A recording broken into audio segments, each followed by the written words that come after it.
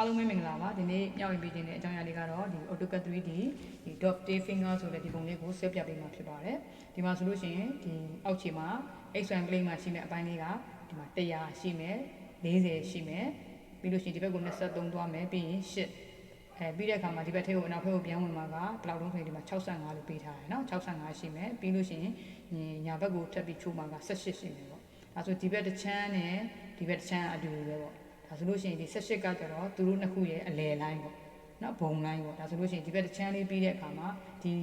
ီနော်သူတို့ရဲ့ဒီအလယ်မှာရှိနေတဲ့18ဆိုတဲ့ line ရဲ့ mid point ကနေမှ meta လေးကိုခောက်လိုက်မယ်ဒါဆိုရင်ဒီဘက်နှစ်ချမ်းလုံးရမယ်ပေါ့ဒ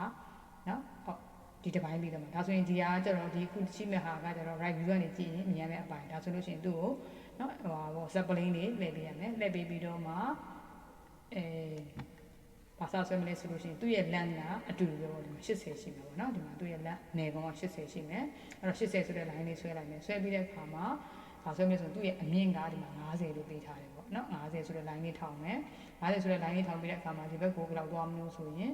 သူ့ရဲ့တန်ဖိုးကဒီဘက်မှာရှိတဲ့တန်ဖိုးနဲ့အတူတူပဲဒါဆိုရင်သူ့ရဲ့တန်ဖိုးလေးက22.5ဒါဆိုရင်ဒီဟာလေးကို22.5ဆွဲလိုက်မယ်ဒီအောက်ခြေမှာရှိမဲ့ line က80အဲ့80ကနေမှအပေါ်50တက်မယ်ပြီးရင်ဒီဘက်ကိုညာဘက်ကို22.5ဆွဲမယ်ပြီးရင်ဒီမှာစောင်းလိုက်မယ်ထဲကိုဘယ်လောက်ဆောင်း60ဒီဂရီစောင်းမယ်နော်60ဒီဂရီစောင်းမယ်ပြီးလို့ရှိရင်အဲ့60ဒီဂရီရဲ့အဆုံးသက်လိုင်းကဒီနေ့မှတော့ပြီးအဆုံးသက်မှမသိဘူးနော်ဒါဆိုလို့ရှိရင်ဒီနော် vertical ဒီ height လေးသိရမှာပေါ့ဒီ height လေးအဲ့တော့ဒီ height လေးကဒီဘက်မှာပေးထားတဲ့အတူတူပဲဒီမှာ73လို့ပေးထားတယ်ဒါဆိုရင် vertical height လေး73ရှိတဲ့နေရာမှာဒီ60ဒီဂရီစောင်းတဲ့ line လေးကဒီနားလေးမှာတော့ပြီးတော့အဆုံးသက်ပေးရမယ်နော်ဒါဆိုလို့ရှိရင်ဒီဘက်မှာရှိတဲ့တစ်ချမ်းနဲ့ဒီဘက်မှာရှိတဲ့တစ်ချမ်းကလည်းအတူတူပဲနော်ဒါဆိုလို့ရှိရင်ဒီ80ရဲ့ဆိုတဲ့ line ကနေမှနော် mid point လေးယူပြီးတော့မှဒီပြီးတဲ့အချမ်းလေးကို mid point ကနေ mirror ခောက်လိုက်ပြီးတဲ့တစ်ချမ်းလေးရမှာပေါ့ဟုတ်လားဒါဆိုလို့ရှိရင်ဒီအဆောင်လေးတစ်ခု mirror ခောက်ပြီးတော့မှရလာပြီဆိုရင်ဒီ line တစ်ခုကိုဆက်ပေးလိုက်တာပေါ့ဒါဆိုရင်ဒီ dot tail finger ဆိုတဲ့ပုံလေးကိုရရှိမှာဖြစ်ပါတယ်ဒါဆိုရင်စပြီးတော့မှဆွဲလိုက်မယ်နော်စပြီးတော့မှဆွဲလိုက်မယ်ဆိုတော့ဒီအောက်ခြေမှာရှိမယ်ဒီတုံးလေးကိုအရင်စဆွဲလိုက်မယ်နော်ဒါဆိုလို့ရှိရင်သူကဒါက right view ပုံစံမျိုးဖြစ်နေဆိုတော့ဒါ x1 plane လေးကိုစပြီးတော့ချိန်လိုက်မယ်ချိန်မယ်ဆိုရင်ဒီ set plane ကနေမှသွားယူလို့ရတယ်လို့ဒီ 2D ချိန်လိုက်မယ်ပြီးရင် 3D ပြန်ချိန်လိုက်မယ်ဆိုရင်လည်းနော် plane ရမှာပေါ့ဒါဆိုလို့ဒီမှာနော် xy ဒီမှာဝင်ယူလေးက xy နော်ရလာဒါဆိုလို့ရအရင်ဦးဆုံးဆင်းမှာက enter ဘယ်လောက်လုံးဆိုရင်100 enter ပြီးရင်100ပြီး40လာမယ်40 enter ပြီးလို့ရှိရင်ဘယ်လောက်လုံးဆိုရင်ညာဘက်ကိုချိုးမှာက23 enter ပြီး23ပြီးတဲ့ခါမှာဒီဘက်ကိုဘယ်လောက်ဆက်တော့ဆို8 enter ပြီးရင်နောက်ဘက်ကိုခောက်မှာက60နဲ့5 enter ပြီးရင်ဒီဘက်ကိုချိုးမှာကဘုံတိုင်းလေးက18ရှိတယ်နော်18 enter ပြီးရင်ပြီးသွားပြီပြီးတဲ့အခါမှာဒီဘက်တစ်ချမ်းရတယ်ဒီဘက်တစ်ချမ်းရတဲ့အခါမှာဒီဘုံလိုင်းကနေမှ mid point ကနေမှဟိုဘက်ကိုမေတာခောက်မယ်အဲ့ဒါပေမဲ့ဒီနားကတောင်းသွားကြတော့ဒီလိုအဖြောင့်ကြီးမဟုတ်ဘူးစောင်းမယ်နော်စောင်းမယ်ဆိုတော့ဒီနားမလို့တဲ့ line နဲ့ line ကိုဖြတ်လိုက်မယ်မလို့ line နဲ့ဖြတ်ပြီးတော့အဆောင်လေးနဲ့ဆက်ပြီးလိုက်မယ်enter ဒီကနေဒီထီကိုစောင်းလိုက်မယ်ဟုတ်လားဒါဆိုရင်တစ်ချမ်းကပြီးသွားတစ်ချမ်းပြီးပြီဆိုရင်ဒီဘက်ကိုမေတာခောက်မယ် enter လူကျင်တာကဒီ line နဲ့ဘုံ line ကဒီ line ဆိုတော့သူ့ရဲ့ mid point ကိုခောက်မယ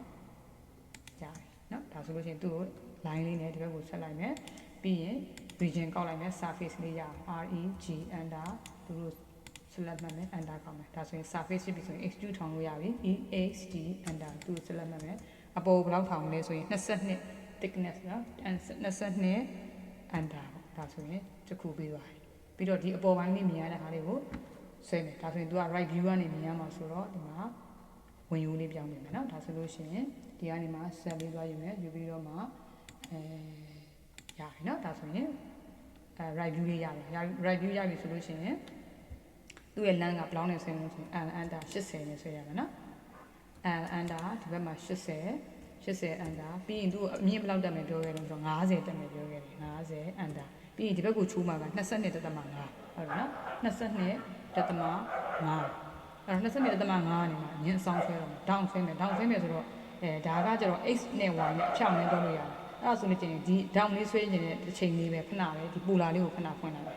်နော်ပြီးရင်ပြန်ပိတ်မယ်နော်ပြီးရင်ဘယ်လိုမပိတ်မိဘူးဆိုရင်ဒီဟာနဲ့သွားမယ်ဆိုရင်မြင်းနေသူ့ရဲ့ပုံကမှန်မှာပေါ့အဲ့ကျတော့ဒီအန်ဂယ်လေးချိုးဖို့အတွက်ကိုဒီပူလာလေးခဏဖွင့်လိုက်မယ်enter ဘယ်လောက်စောင်းလဲဆိုရင်60ဆိုတော့ဒီမှာအရင်ဦးဆုံးဒီမှာ30 60 90လေးရွေးပေးလိုက်မယ်နော်ဒါဆိုလို့ရှိရင် under ဒီကနေမှ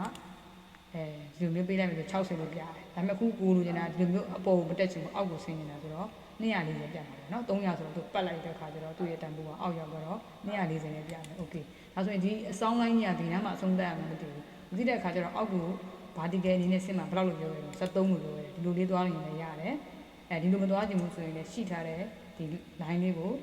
CO under ဒါလေးကိုဘာလို့လိုက်မလဲ73ဆင်းပေးလိုက်မယ်ဆိုလည်းရတယ်ပေါ့နော်73 under နော်ဒါဆိုလို့ရှိရင်သူမြင့်အဆောင်လေးအဆုံးသတ်မဲ့နေရာဒီမှာတွေ့သွားတယ်ဒီနားမှာအဆုံးသတ်ရတယ်ဒါဆိုရင်ပို့တာဖြတ်မယ် TR under trim ဖြတ်မယ် trim ဖြတ်မယ်ဒါလည်းဖြတ်လို့ရတယ်ဒါဆိုရင်မြင့်ဆောင်မဲ့ line ရဲ့အဆုံးသတ်ကိုသိသွားတယ်ရပြီပေါ့နော် okay ဒါဆိုလို့ရှိရင်ဟိုဘက်ကို mirror ခောက်မယ် mirror မခောက်ခင်mirror ခောက်ရင်ရပြီပေါ့ဘာလို့လဲဆိုတော့ဒီမှာ80ရာသူ့ရဲ့တစ်ခုလုံးရဲ့နယ်ကုန် line ပေါ့သူ့ရဲ့ midpoint အနေမှာပြီးပြီးသားဟာလေးကို mirror ခောက်လိုက်မယ်ဒါဆိုရင် MI under သူတို့ကိုခောက်မယ် midpoint အနေခောက်မယ်ရတယ်ပေါ့သူကmirror erase ဖြတ်မှာလားတဲ့ source object မူရင်း object ဒီ object ဟာဖြတ်မှာလားတော့မဖြတ်ဘူးဆိုတော့ဒီမှာ no လို့ပေးထားပြီးသားမို့လို့ under ခောက်လိုက်မယ်ရတယ်ဒါဆိုရင်သူတို့နှစ်ခုကိုလုပ်လိုက်မယ်နော် line လေးနဲ့ဆက်လိုက်မယ်ဆက်လိုက်မယ်ဆိုရင်သူတို့ surface ဖြစ်အောင်region ကောက်မယ် REG under ဒါဆိုရင်ရတယ်ဒါဆိုရင် execute ထောင်မယ်ဟို HD under သူ့ကိုရွေးမယ် under ကောက်မယ်ဘလောက်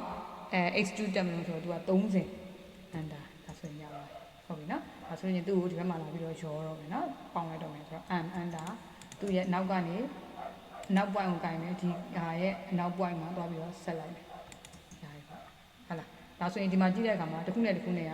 နည်းနည်းလေးနော်ထောက်ကြည့်တဲ့အခါမှာနည်းနည်း line လေးတွေ꿰နေ꿰တော့ union နဲ့ရောလိုက်မယ် UNI under အကုန်လုံးဆက်လိုက်မယ် under ကဒီမှာဆိုရင်ရောတော့နော်ရောသွားပြီပေါ့နော်မ꿰တော့ဘူးနော်ဒါဆိုလို့ရှိရင်ဒီ